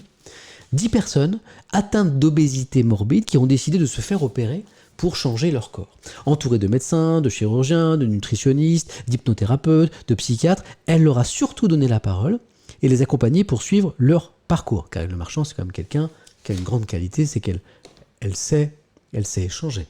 Elle sait mettre les gens en confiance pour qu'ils se livrent un petit peu à elle. Et d'ailleurs, elle s'est essayée à interviewer des politiques, je ne sais pas si vous vous souvenez, je crois que c'était avant la dernière présidentielle, mais c'est vrai que par exemple avec les agriculteurs, on voit qu'elle a ce talent de créer un lien très très fort. On n'aime pas l'émission, mais c'est un vrai talent. Donc manifestement, ce talent, on va le voir là cette fois avec des personnes obèses, c'est le thème de l'émission. Alors le constat du producteur de l'émission, c'est en gros, c'est pour parler d'un tabou qui est l'obésité. Ils sont socialement invisibles et pourtant de plus en plus nombreux. 17% de la population française atteint d'obésité, 8 millions de personnes, mais selon Karine Le Marchand, on ne les écoute pas. On n'écoute pas, on les ignore, on ne veut pas trop les voir. Il ne suffit pas de dire arrête de manger pour qu'ils s'en sortent, c'est bien plus complexe que ça. Donc, Karine Le Marchand nous dit que son émission, c'est pas un truc voyeuriste, c'est un truc pour finalement sortir du silence, du tabou, cette question de l'obésité en France. Ok, ça c'est ce que dit Karine Le Marchand. Il y a une association, ou plutôt un collectif qui n'est pas du tout d'accord, qui s'appelle Gras Politique, c'est le nom de ce collectif, en fait, qui est vent debout contre cette émission. Je vous lis, donc, Le Parisien en parle, aussi. Le Parisien donne la parole aux deux parties dans cette polémique. Dégradant. Mensonger. Le collectif Gras Politique ne mâche pas ses mots. Dans une tribune signée par plus de 170 associations, soignant en particulier l'association qui n'a pas vu le programme. Donc ça, c'est important de le dire, parce qu'ils n'ont pas eu accès au programme. Donc, ils dénoncent une émission, mais ils ne l'ont pas vue. Ils en ont vu des extraits, c'est tout. Genre peut-être des bandes annonces, des trucs comme ça. Donc, c'est important de le préciser. Peut-être qu'on aura une bonne surprise ce soir. Il faut regarder d'abord. Donc, ils n'ont pas vu le programme, mais ils évoquent sa dangerosité. Ils risquent, selon le collectif, de contribuer à la grossophobie ambiante. On a le sentiment qu'il s'agit d'une mission pour sauver les gros, mais est-ce que l'amaigrissement est le seul moyen d'être bien dans sa peau? Voilà, donc le collectif dénonce une opération voyeuriste ce soir. J'ai pas d'avis, j'ai pas vu l'émission. Voilà, ça c'est le défaut du journaliste. Moi je veux juger sur pièce, donc j'ai pas d'avis, je comprends la polémique, c'est-à-dire qu'on a un producteur, une chaîne et une animatrice qui nous disent « nous on fait ça plutôt dans un sens civique de société pour faire avancer un thème qui est un peu tabou, voilà, parce que l'obésité c'est compliqué d'en sortir, donc on veut aider les gens et on veut peut-être provoquer un débat de société, pardon, la classe, sur cette question. Et puis il y a un collectif anti-grossophobie qui dit « attention, danger ». Je voulais vous le signaler, peut-être que vous jetterez un œil à l'émission ou pas, pour vous faire une idée. On a parlé de la présidentielle à gauche, on fait des deux côtés, on parle des envies de présidentielle à droite. Je vais vous résumer ce dossier de l'opinion en 2 phrases. C'est très simple, voilà. L'actualité expliquée par Samuel Etienne. Il y a un monsieur qui a très envie de devenir président de la République, c'est Xavier Bertrand. Et il y a un parti, son ancien parti LR, qui a pas très envie que ce soit lui le champion de la droite. Voilà, je vous ai résumé le dossier. Voilà. Alors après, on peut rentrer un petit peu dans le détail, mais l'histoire c'est ça. Donc on a un Xavier Bertrand qui est le président des Hauts-de-France, qui accélère en ce moment, explique l'opinion pour tenter de devenir le candidat naturel de la droite à l'Élysée. Alors il a devant lui 2 défis, nous explique l'opinion. D'abord il faut gagner les régionales, rester président de région, sinon ça la fout mal, et représenter une force d'attraction. Donc les régionales c'est jouable, oui c'est très raccourci, mais c'est ce que j'ai très raccourci. Mais est-ce qu'il manque un trait ? J'ai peut-être oublié un trait, c'est vrai. C'est un raccourci, mais c'est exactement ça. Parce qu'en fait, c'est un peu plus fin dans l'article, mais c'est exactement ça. Le deuxième défi pour Xavier Bertrand, c'est de représenter une force d'attraction à droite. Et aujourd'hui, Xavier Bertrand, combien de divisions, hein, combien de forces avec lui ? Pas tellement. À droite, il n'y a pas une grosse envie de Xavier Bertrand. Vous avez un très joli dessin de CAC. Ici, là. Vous le voyez, le dessin de CAC, là ? Voilà. Vous avez Xavier Bertrand... et le patron de LR, du parti, Christian Jacob, qui échange. Voilà, il y a Christian Jacob qui est devant son calendrier, qui est en train de se projeter devant la présidentielle. Et vous avez Xavier Bertrand, en mode jogging, bandeau sur la tête, en mode sport, qui dit « Ok, j'ai 6 mois pour peaufiner mon summer body ». Voilà, c'est résumé. J'aime bien CAC. Voilà. Donc, que dit l'opinion à ce propos ? À la tête du parti, Christian Jacob ne s'en cache pas, il fera tout pour que LR se range directement vers un candidat naturel. L'idée, c'est d'éviter les primaires. En fait, à LR, ils veulent pas de primaires. Pourquoi ? Je ne sais pas si vous vous souvenez, les dernières primaires à LR, en fait, ça a donné François Fillon. Candidat, et voilà. Donc, ils sont un peu traumatisés par les primaires. Donc, ils veulent un candidat naturel. Alors, du coup, Xavier Bertrand dit en fait c'est moi le candidat naturel, sauf que à droite ils sont pas d'accord. Alors parfois les noms d'oiseaux volent un petit peu. Quand je vous disais qu'à droite ils n'avaient pas très envie de Xavier Bertrand, c'est pas moi qui le dis, c'est les gens interviewés par l'opinion. Alors d'accord. Alors, par exemple, quand je disais que Xavier Bertrand a très envie, il veut faire comprendre qu'il a très envie. Par exemple, évoquant François Baroin, qui était un petit peu le candidat pour le coup que la droite souhaitait en candidat naturel, François Baroin, il a dit non, j'y vais pas. Alors Xavier Bertrand, il était un petit peu critique vis-à-vis de François Baroin, il disait il va falloir que François Baroin accepte de se lever à 5h du matin. Ironise le patron des Hauts-de-France. Quand la candidature du maire de Troyes à l'Élysée était encore une hypothèse. Donc lui, il n'était pas trop partant pour François Baroin, il disait en creux, est-ce qu'il est vraiment envie, est-ce qu'il est vraiment travailleur, est-ce qu'il va accepter de se lever à 5h du matin ? Puis il prenait un contre-exemple, Xavier Bertrand, quand je me lève à 4h30 pour aller à Europe 1, j'ai pas d'hésitation, c'est ce qu'il racontait en décembre, après la participation à la matinale d'Europe 1. Bon, se lever à 4h du matin, c'est pas non plus... c'est pas parce que tu te lèves à 4h du matin que tu es capable de devenir président de la République. Moi, je me lève à 2h du matin et je ne serai jamais candidat à la présidence de la République. Je suis pas sûr que se lever à 4h du matin, c'est un critère pour montrer que tu es vraiment super champion, que tu as super envie d'un truc. Il y a plein de gens qui se lèvent. Il y a plein de gens qui se lèvent à 4h du matin, les boulangers, les gens qui travaillent notamment dans les sociétés d'entretien, tout ça, les gens qu'on voit prendre les transports en commun la nuit, au petit matin pour nettoyer les bureaux avant que les gens arrivent. Ils se lèvent sûrement avant 4h30 du matin, puis ils ne sont pas présidents, quoi. Donc, cet argument m'a pas trop convaincu. Donc, mais il a très envie, quoi. Il a très envie, donc il fait plein d'émissions politiques, il s'est remis à mettre une cravate, dit l'opinion, parce qu'il mettait plus de cravate, mais la cravate, il paraît que ça fait président, bon ok d'accord. Alors, l'autre défi, c'est d'attirer à lui maintenant. Samuel 2022, non. Ah non, les soucis,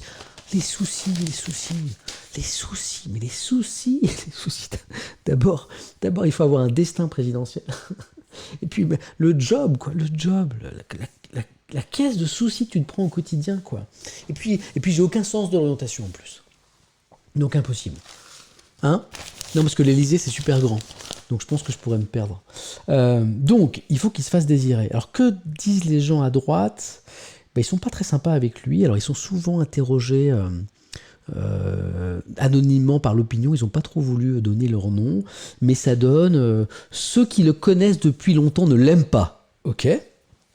Dans sa génération, il a beaucoup d'ennemis, constate un député LR d'une trentaine d'années. Tout le monde a un mauvais souvenir avec ce mec, rapporte un de ses anciens collègues au sein du gouvernement Fillon. Ambiance. Et puis un doute existe encore. Certains qui avaient fait quelques pas vers lui au début de l'automne ont enclenché la marche arrière. Je trouve qu'il ne crante pas. Je ne sais pas ce que ça veut dire de crante. Il crante pas. C'est A-R-N-T-E. Il crante pas. Ou l'accroche pas peut-être. Dit une des personnes qui essaie de se rapprocher de lui finalement qui a été déçue. Il joue bien, mais je me demande si ça va marcher. Ajoute un autre. Bon, ouais, l'ambiance est délétère. Ouais. L'ambiance est délétère, je suis d'accord. Et bon. C'est un dossier pas très sympa pour Xavier Bertrand, qui dit que lui a très envie, mais que la droite n'a pas très envie. Il est un peu rhabillé pour l'hiver, le pauvre Xavier Bertrand, dans ce journal. En même temps, ça tombe bien, c'est l'hiver. Désolé, je voulais la faire. Je la préparais depuis 10-15 secondes, celle-là. Est-ce que j'ai encore un petit peu de temps ? 10h43, on se quitte dans 15 minutes, c'est pas mal ça. Je pense que j'ai oublié de vous parler du Figaro sur Trump, parce qu'il y avait des choses intéressantes. Et après, il me reste un dossier sur Elon Musk. On est à peu près dans les temps, à moins que ce soit La Croix que j'ai là qui dit des choses intéressantes sur Trump. Je vais voir. Ah ouais. Si, c'est ça. Hop. 30 secondes de café, et je vous lis 2 avis sur la question du compte Twitter. Comme ça, vous allez pouvoir vous faire votre opinion peut-être. 2 avis un petit peu opposés sur fallait-il ou non suspendre le compte Twitter de Trump. C'est intéressant, c'est dans La Croix, c'est page 4. Pause café.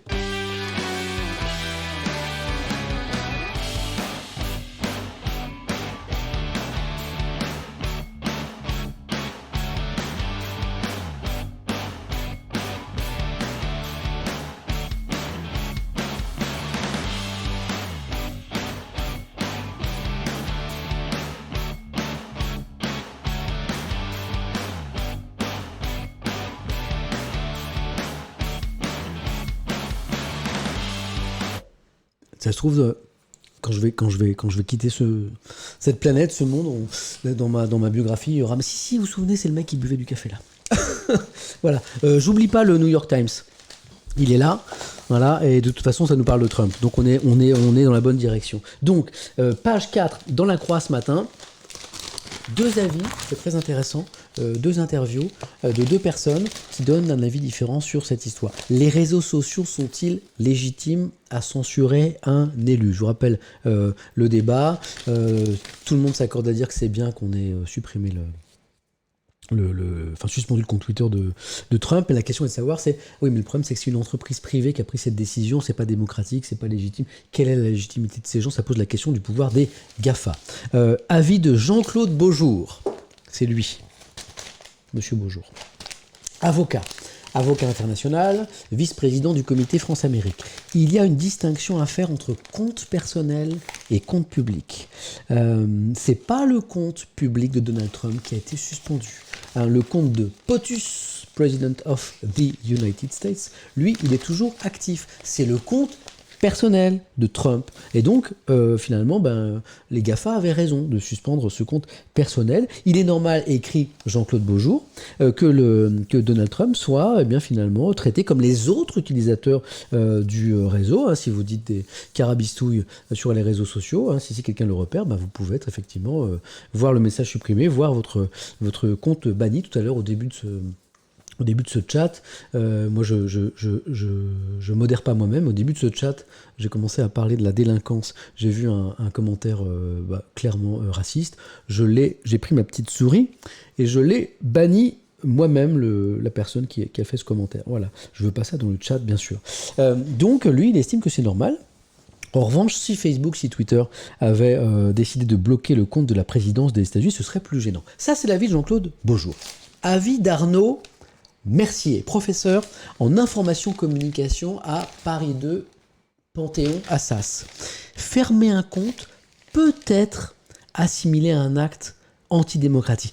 Il y va prudemment, Arnaud Mercier, mais il écrit ceci.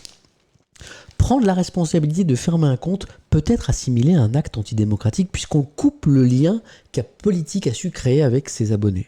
Ces plateformes sont dans une posture très hypocrite puisqu'elles continuent par ailleurs de refuser d'être assimilées à des médias et de nier toute responsabilité éditoriale. C'est ça en fait. Le problème c'est que voilà, il y a un lien qui s'est créé entre les citoyens, les éventuels électeurs et un homme politique, et fermer ce compte, du coup ça peut être considéré comme un acte antidémocratique. Je prends le New York Times, mais comment je vais me la raconter? Ouais, je feuillette le New York Times le matin, je le reçois à France Info, parce qu'il y a souvent des unes internationales, et là il y a un article justement sur cette polémique ici. Ouais, alors pardon pour l'accent, hein, parce que voilà. J'ai appris à parler anglais à l'époque de Where is Brian? Brian is in the kitchen.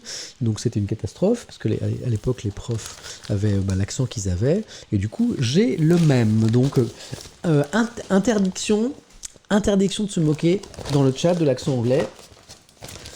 Si en fait, vous faites ce que vous voulez, hein, vous ne serez pas banni pour ça.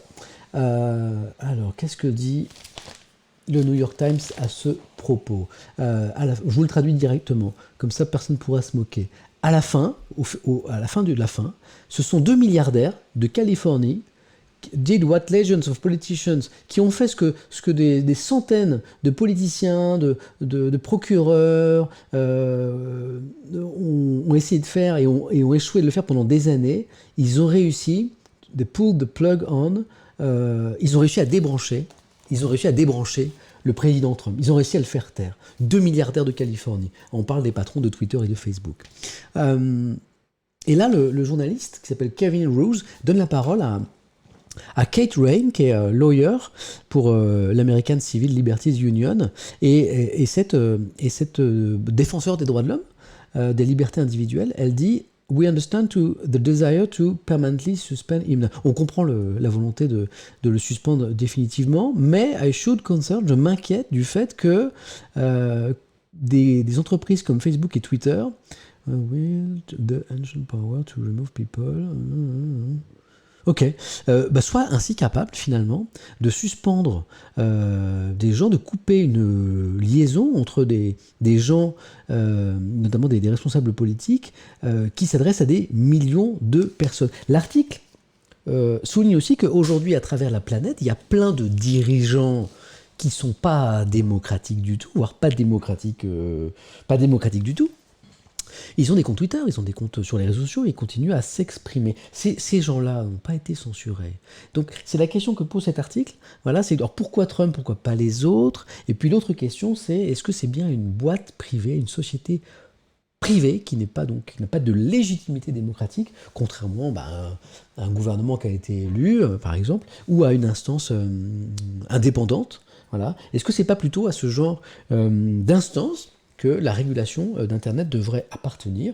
Et donc, le mot est lâché, la grande question c'est régulation. Voilà. Est-ce qu'il faut réguler le pouvoir des GAFA? Vous savez que c'est une question dont les Américains, les Européens s'occupent de plus en plus. Il nous reste 10 minutes. Qu'est-ce que... Je voulais vous parler d'un truc sympa. Ah oui, c'était le portrait d'Elon Musk. Le portrait d'Elon Musk, il est génial. Dans quel journal il est? Juste avant Elon Musk, un dernier édito. En fait, c'est Dominique Moisy, qui est conseiller spécial à l'Institut Montaigne et qui s'exprime dans Les Échos de ce lundi sur la prise du Capitole, qui estime que c'est le symbole... vous êtes plus de 14 000 à écouter mes trucs là. J'espère que je vous ennuie pas trop. Merci, hein. Qui estime que cette prise du Capitole, elle est le symptôme de nos démocraties malades. Qu'il ne faut pas se dire c'est un truc de ricain, ça ne peut pas arriver chez nous. Au contraire, pour Dominique Moisy, ça peut carrément arriver chez nous. C'est surtout le symptôme visible d'une maladie qui se répand au-delà des États-Unis, estime Dominique Moisy, l'échec des démocraties à satisfaire l'ensemble des citoyens. Et je suis sûr que cette simple phrase va faire écho chez vous. L'échec des démocraties à satisfaire l'ensemble des citoyens. Vous vous souvenez des Gilets jaunes en France? On continue. Que dit Dominique Moisy dans Les Échos? Ne nous voilons pas la face. Ce qui s'est passé à Washington peut se reproduire ailleurs, et n'est pas seulement la traduction d'un problème américain.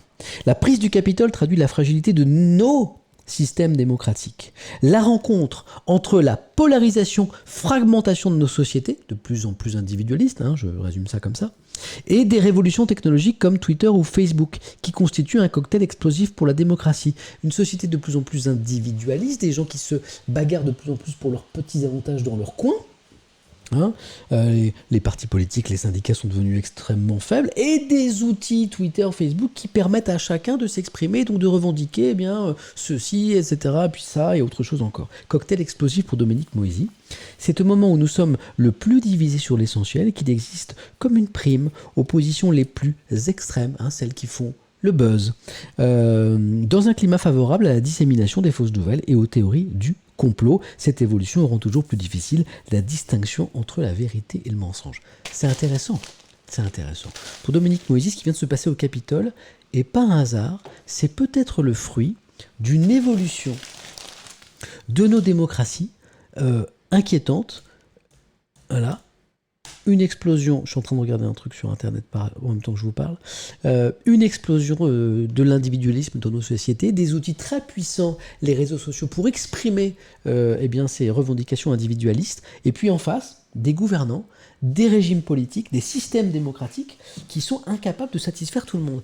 Elle est intéressante cette équation. Je vois certains qui évoquent le message de Schwarzenegger, je ne sais pas si vous avez vu cette vidéo incroyable où Schwarzy, dans un message où il brandit d'abord l'épée de Conan le barbare, c'est assez surréaliste, en fait, s'en prend à ce qui vient de se passer aux États-Unis. Rappelons que Schwarzenegger, c'est l'ancien acteur, mais il est quand même devenu gouverneur de Californie, il a un parcours incroyable, c'est un bonhomme quand même.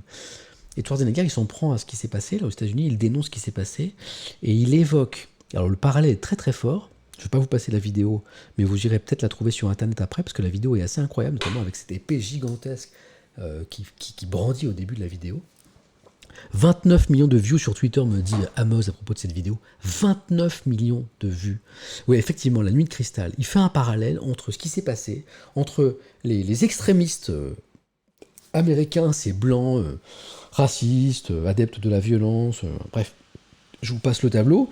Un parallèle entre ces gens-là et la nuit de cristal, 1933 ou 32, bref, dans les années 30 en Allemagne, le début des violences contre les juifs et la montée du régime nazi. Donc c'est un parallèle qui est super. 33 ? Oui, c'est 33, on est d'accord ? 38 ? Non, c'est pas 38 la nuit de cristal. C'est 38 ? Ouais, je vais voir tout de suite. Parce que là, c'est un petit souvenir d'histoire et peut-être que je dis une bêtise. Et là, comme je suis journaliste, je n'aime pas dire des bêtises. Nuit de cristal, un petit coup de Wikipédia très vite. 38, autant pour moi. Voilà. 33, c'est le début de la montée du parti nazi. 38, c'est la nuit de cristal. Autant pour moi, merci de m'avoir corrigé aussitôt dans le chat. Et donc il fait, Schwarzy, ce parallèle avec la nuit de cristal, c'est un parallèle extrêmement fort. Si vous n'avez pas vu cette vidéo, 33, c'est la nuit des longs couteaux. Voilà, j'ai confondu. Merci à tous. Allez voir cette vidéo après notre petit échange, là, qui va se terminer d'ailleurs dans 6 minutes. Après, je vais aller chercher mon grand garçon à l'école, qui est en 2e année de maternelle, et c'est un âge où on veut encore que les parents viennent vous chercher à l'école, donc j'en profite. Dans quelques années, il va falloir les déposer à 500 mètres de l'école pour pas nous voir ensemble, donc j'en profite un petit peu. Donc dans 5 minutes, on se quitte, vous pourrez aller voir cette vidéo. Et on va finir avec ce dossier sur Elon Musk qu'il faut que j'aille chercher, parce que je sais plus où il est. Vous bougez pas ? J'arrive.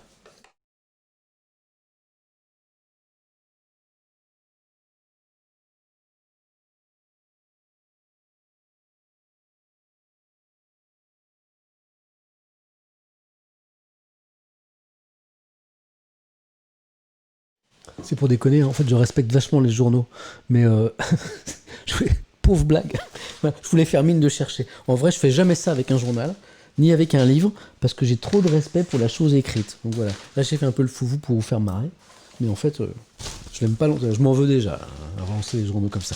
C'était juste pour vous faire rire.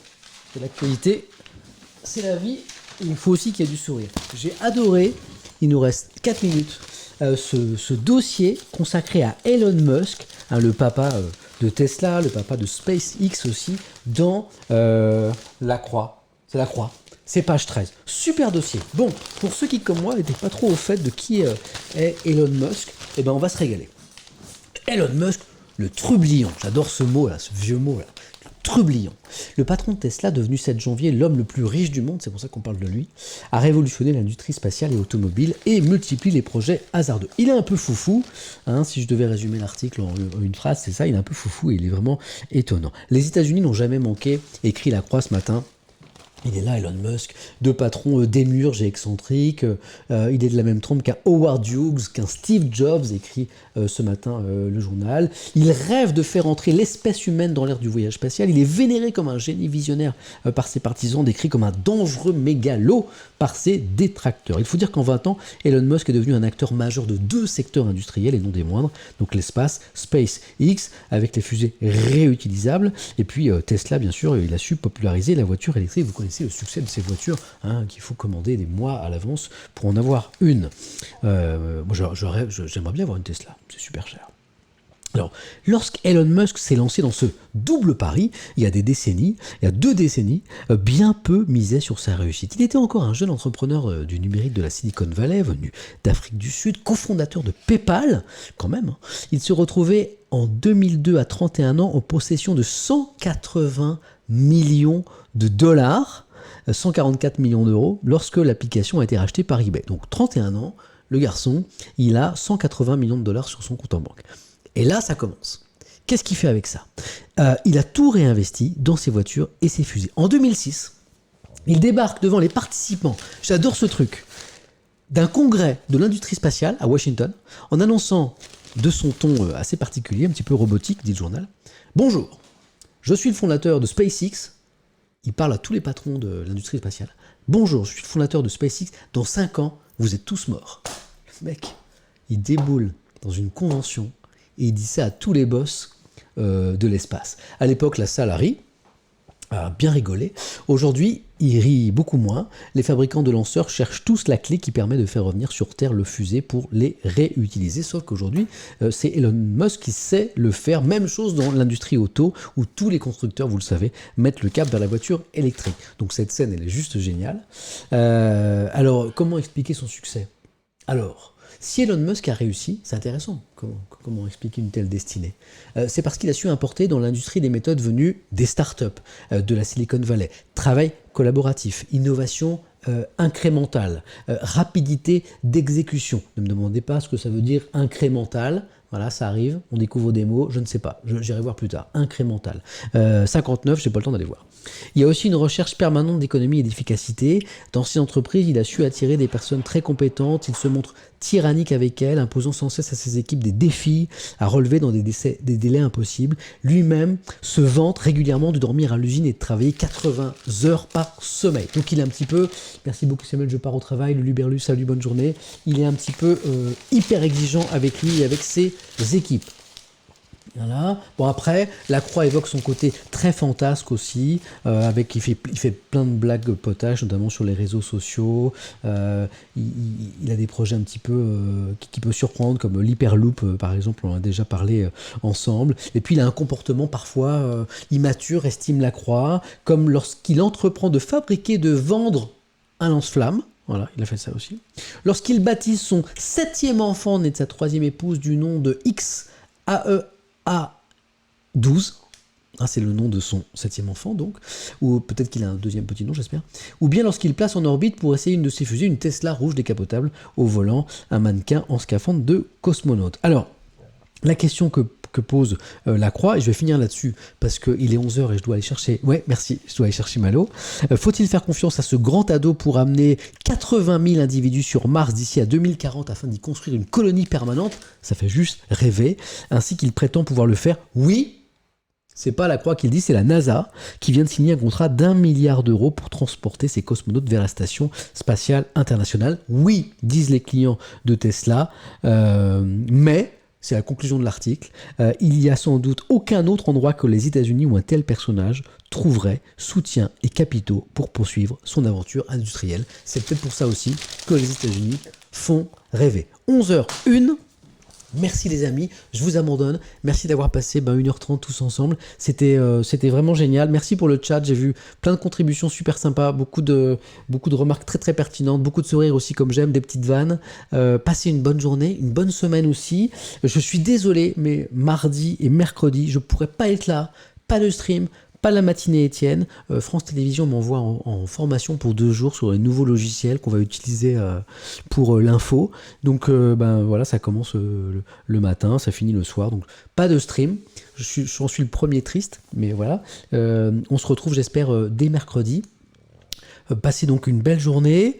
Une belle semaine, je l'ai dit. On se retrouve à 18h dans la question pour un champion si ça vous dit, pour apprendre des choses. C'est la fête de la culture. Et puis je vous donne des nouvelles. N'hésitez pas à vous abonner à cette chaîne sur Twitch, comme ça vous serez informé dès que je stream avec la petite notification qui va bien. Vous pouvez aussi suivre mon compte Twitter parce que c'est là que je donne tous mes jours et mes heures de stream. A priori, on revient jeudi. Prenez bien soin de vous. À très vite dans la matinée Étienne. C'est-à-dire qu'en fait, c'est la vôtre. Salut!